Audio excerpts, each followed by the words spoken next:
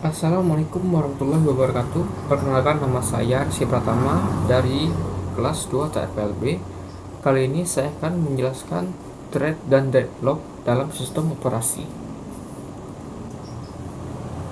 Saya akan menjelaskan apa itu thread. Thread merupakan sebuah status eksekusi atau dalam kurung running, ready, dan lain-lain.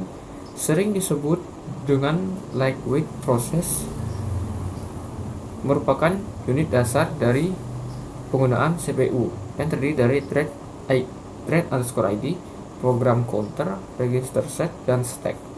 Sebuah thread berbagi kode section, data section, dan sumber daya sistem operasi dengan thread lain yang dimiliki oleh proses yang sama. Di sini terdapat single thread dan multi thread. Single thread adalah sebuah proses tradisional atau heavyweight proses mempunyai thread tunggal yang berfungsi sebagai pengendali.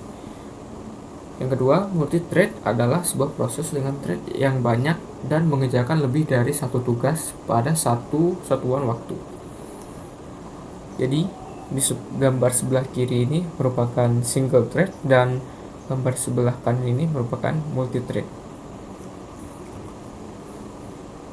Kali ini saya akan menjelaskan proses-proses thread dalam sistem operasi. Yang pertama, user thread. User thread didukung di atas kernel dan diimplementasi oleh thread library pada user level. Library menyediakan fasilitas untuk pembuatan thread, penjadwalan thread, dan manajemen thread tanpa dukungan dari kernel. Karena kernel tidak menyadari user level thread, maka sebuah pembuatan dan penjadwalan thread dilakukan di user space tanpa intervensi dari kernel. Oleh karena itu, user level thread biasanya cepat untuk dibuat dan diatur. Tetapi, user thread mempunyai kelemahan, yaitu apabila kernel merupakan thread tunggal, maka salah satu user level thread menjalankan blocking system call yang akan mengakibatkan seluruh proses diblok walaupun ada thread lain yang sedang berjalan di dalam aplikasi tersebut. Contoh user thread libraries adalah POSIX pthreads, merge-threads, dan Solaris threads. Yang kedua, kernel thread. Kernel thread ini merupakan thread yang didukung langsung oleh kernel. Pembuatan, penjadwalan, dan manajemen thread dilakukan oleh kernel pada kernel space. Karena dilakukan oleh sistem operasi, proses pembuatannya akan lebih lambat jika dibandingkan dengan thread pengguna. Thread kernel didukung langsung oleh sistem operasi. Pembuatan, penjadwalan, dan manajemen thread dilakukan oleh kernel pada kernel space. Pengaturan thread dilakukan oleh sistem operasi, sehingga pembuatan dan pengaturan kernel thread akan lebih lambat dibandingkan user thread. Di sini ada model-model multithreading. Yang pertama, model many to one. Model ini memetakan sebuah thread tingkatan pengguna ke sebuah thread tingkatan kernel. Pengaturan thread dilakukan dalam ruang pengguna sehingga efisien. Hanya satu thread pengguna yang dapat mengakses thread kernel pada satu saat. Jadi multiple thread tidak akan berjalan secara paralel pada multiprosesor. Kekurangannya adalah ketika ada satu blocking system call, semuanya akan menjadi terblok juga. Yang kedua yaitu one to one. Model ini memetakan setiap thread tingkatan pengguna ke setiap thread. Ia menyediakan lebih banyak konkurensi dibandingkan model many to one. Keuntungannya sama dengan keuntungan thread kernel. Kelemahan model ini ialah setiap pembuatan thread penggunanya memerlukan tambahan thread kernel. Karena itu, jika mengimplementasikan sistem ini, maka akan menurunkan kinerja dari sebuah aplikasi sehingga biasanya jumlah thread dibatasi dalam sistem. Yang ketiga adalah model many to many. Model ini memultiplex banyak thread tingkatan pengguna ke thread kernel yang jumlahnya sedikit atau sama dengan tingkatan pengguna.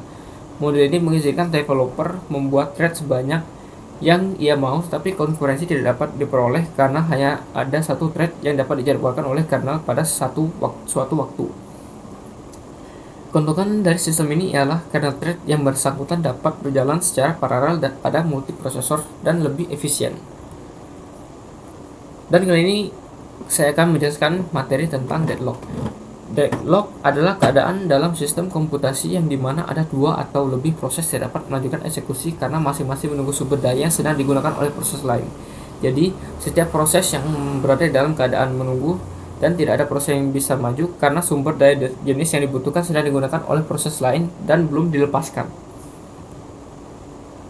Kali ini ada contoh dari deadlock. Dari gambar tersebut bisa dilihat bahwa kedua kereta tersebut tidak dapat berjalan karena kedua kereta tersebut saling menunggu kereta yang lain untuk lewat dulu agar keretanya dapat berjalan, sehingga terjadilah deadlock.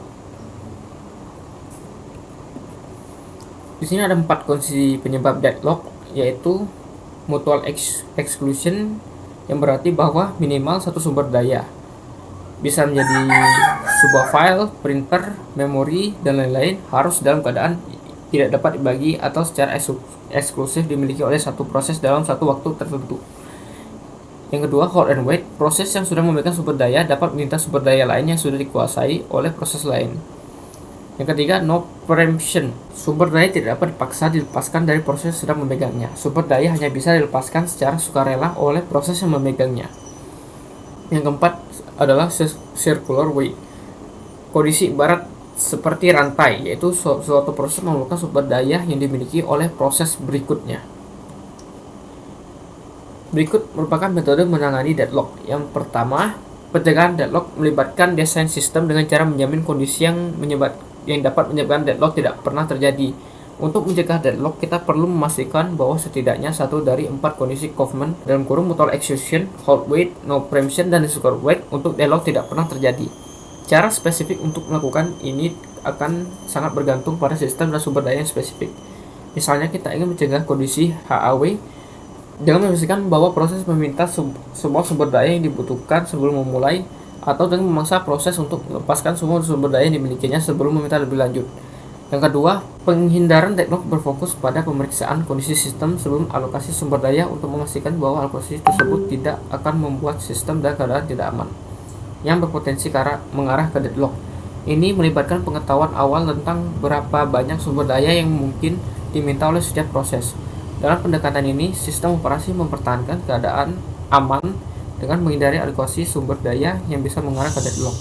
Algoritma Bankir adalah contoh umum dari strategi penghindaran deadlock. Yang ketiga, mendeteksi deadlock. Pendeteksian deadlock adalah proses mengidentifikasi apakah sistem berada dalam keadaan deadlock atau tidak. Biasanya sistem operasi perlu mempertahankan beberapa jenis struktur data untuk memantau status alokasi sumber daya dan permintaan oleh proses yang berbeda. Algoritma pendeteksi deadlock kemudian dapat jalan secara periodik atau berdasarkan kondisi tertentu untuk mengecek apakah deadlock telah terjadi. Baik, sekian penjelasan dari saya tentang thread dan deadlock. Semoga ilmu yang saya sampaikan bermanfaat, dan mohon maaf bila ada salah kata dalam penjelasan ini. Wabillahi taufiq wal hidayah. Wassalamualaikum warahmatullahi wabarakatuh.